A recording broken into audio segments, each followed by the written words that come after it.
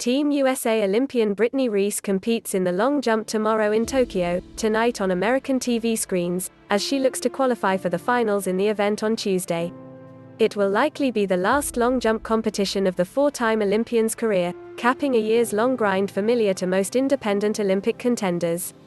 Reese, who won gold in 2012 and silver in 2016, has gotten to this point by sticking to a grueling regimen and making many sacrifices over the years. Most days, she would wake up at 8 a.m. to drop off her 13-year-old son, whom she adopted when he was 8, at school and then head back home before hitting the track for a 4-hour practice. By afternoon, she was working various side hustles that help pay the bills, flipping homes as part of her small real estate business, training kids in track and field, and assistant coaching part-time at San Diego Mesa College. The hardest part is just learning how to balance everything with being a mom, being an athlete, being a businesswoman and being a coach, says Reese.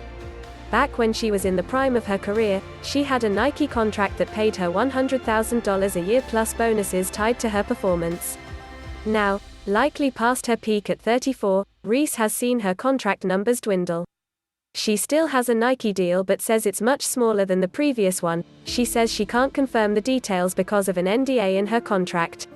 "If I didn't have that Nike contract, it's extra tough," says Reese, who also received a $35,000 grant in 2019 from the USATF Foundation. "I would have to have a full-time job and try to train."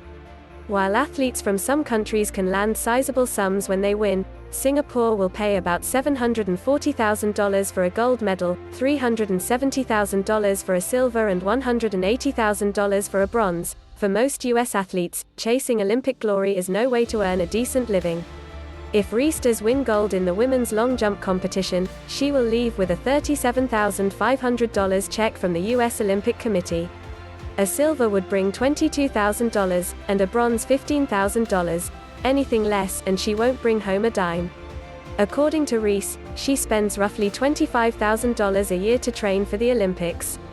Most of our athletes make less than $50,000 a year, and for many, much less than that, says Tom Jackovic, CEO of the USATF Foundation, which connects track and field athletes pursuing their Olympic dreams with private cash grants.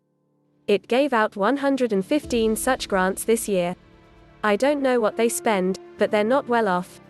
They're doing it for the love of sport, that's for sure." Of course, some Tokyo competitors, like Naomi, Osaka and Kevin Durant, are already among the world's highest paid athletes. Others, such as gymnast Simone Biles and swimmer Katie Ledecky, who won gold at previous Olympics, secured millions of dollars in endorsements ahead of these games.